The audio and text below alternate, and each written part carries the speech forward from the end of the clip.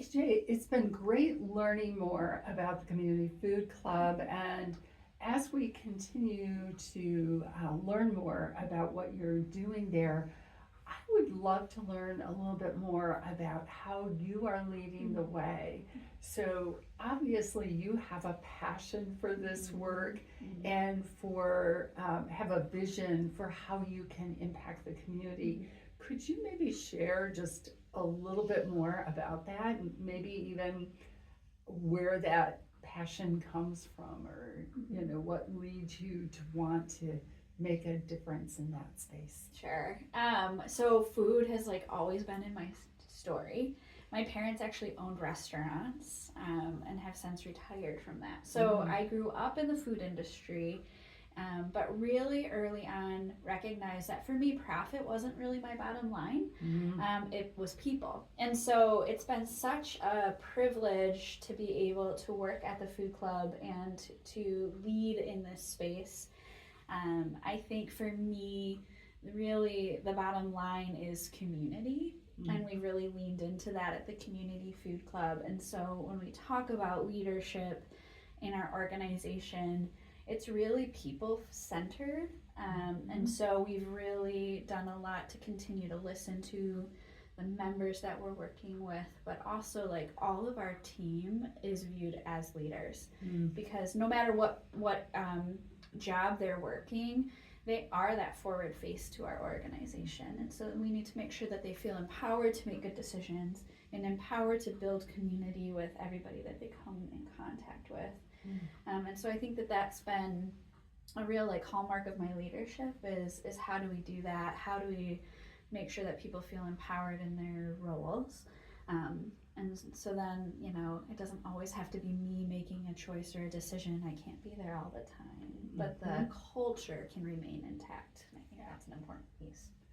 Talk a little bit more, if you would, about that culture, and how have you built that? Like, what has allowed you to achieve that? I think it's a real understanding that like everyone deserves a really good customer service experience. I've been, in social service work for my whole career. So I've been able to see a lot of different ways that folks are treated within the system. And let me be really clear, there are so many good people who are doing really good work. But sometimes when when the social services are so overburdened, it's really easy for people to just become like a number or a cog in the wheel. They're not always seen as like these really beautiful, gifted people like that our members are. And so that I think was a really something that's always been really important to me is that when members come into the store, they're treated like my customer. And that we also take the time to stop and share life together. Now, with 9,000 people, it's a little bit challenging to like really deep dive in, and not everybody wants that, but we do have members that we really consider friends and family. And I think, again, it starts with respect. It starts with, the program itself really lends to dignity and choice. Like, we don't ever tell members how to spend their points. So really they can come in and just have a regular grocery store experience. And I think that leads to just really great things. Yeah, and people pick up on that. It's really a place of hope. It's a place of joy. We laugh a lot at the food club. And I think that is so important because the work we do is hard. My team is really working so incredibly hard every day. But when you have that spin and like we all can keep the mission at the forefront of the work and fun, then I think it does make it easier. How do you go about looking for new team members and identifying people who might do well in that kind of culture, that kind of work that you're doing?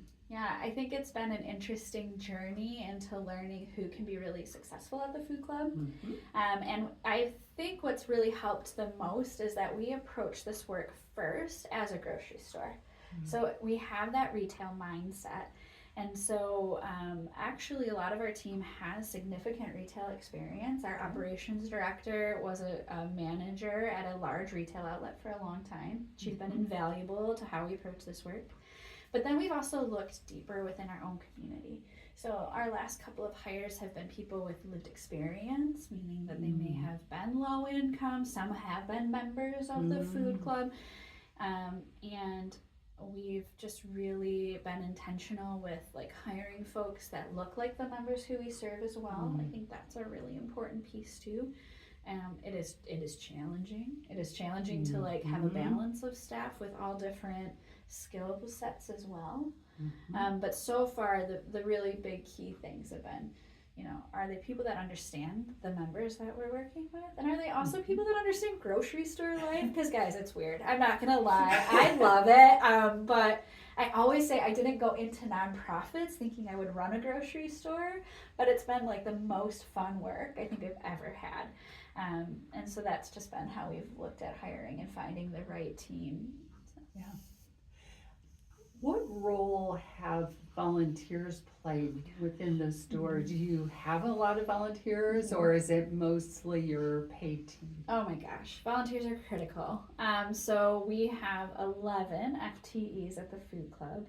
And so we, you know, lovingly say we get like 800 members to ourselves, you know, a month.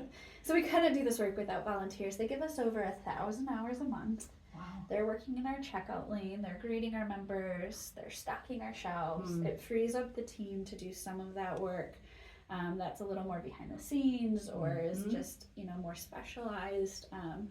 And they really are our partners. I think they're really important stakeholders, and the same thing that, you know, the same tactics we apply to making our members feel welcome, we also do with our volunteers. It really is like one big community effort.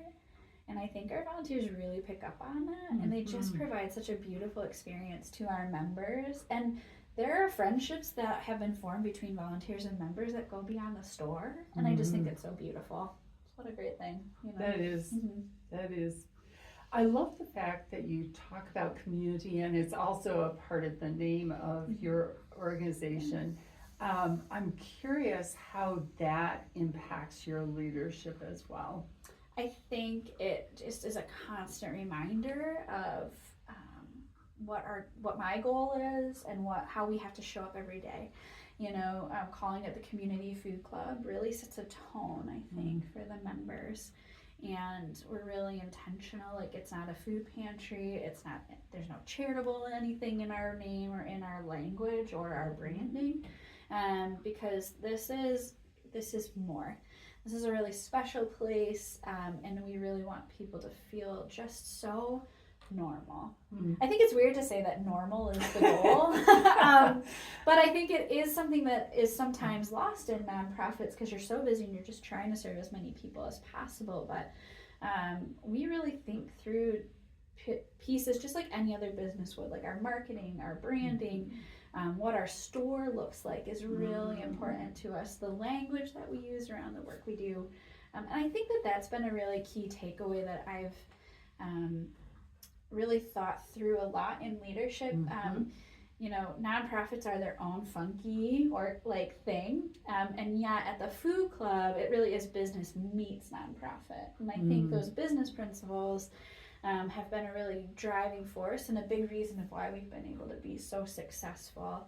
We're kind of taking, well, I like to think the best of both worlds and kind of blending them together. So AJ, I'm curious, you've obviously grown in your leadership and you've had a lot of great experience. If you were talking to someone who is newer in that leadership journey and learning more about that, is there one tip or one thing that you would share with them that maybe you would say, oh, I wish somebody had told that to me when I was, you know, starting out?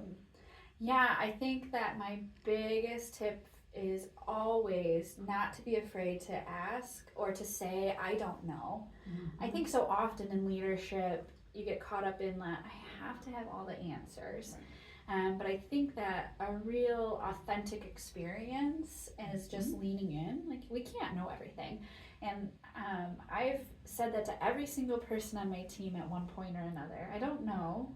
Can we game plan an answer together? Or can you give me some time to think about it? And I think it's built a lot of trust in my team. And I think has lent itself to some credibility and for permission for other people to say the same. And it's just made us an all-around better organization.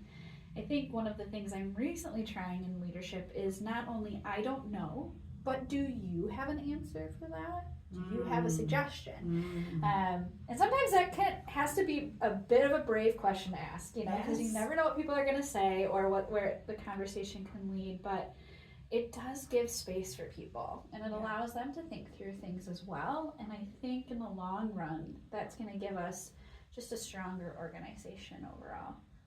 I love that question because I think it also gives them the opportunity to grow in their ability to participate and have a voice and to feel that their opinion is valued as part of that. And so I feel that's a really great question. Yeah, and just knowing that there's safety, that there's not going to be a judgment for the answer that you give, because I think then it's really allows people's creativity to shine and things we might not even think about. I don't have all the answers, nobody does, and this work is really important, and sometimes we have to be creative, and for the food club, innovation's in our mission statement, so I'm always well, let's invent the wheel today. Let's get innovative, I love that. So if people were interested in getting involved with the Community Food Club, either as a volunteer or a donor, whatever that might be, what would be the best way for them to connect with you? Absolutely. We would love to have you join us, first of all, and go to our website, which is communityfoodclubgr.org. It's a mouthful, but it'll get you all the information that you need. And then we are on all of the major socials at Community Food Club GR. So find us there. Awesome. Well, you've given us a lot to think about today, and I just challenge all of our listeners to think about how you could pull the topic of community into your work. How could you be that community leader? And so thank you again for being our guest, and we'll look forward to the next podcast of Leadership Bits and Bytes.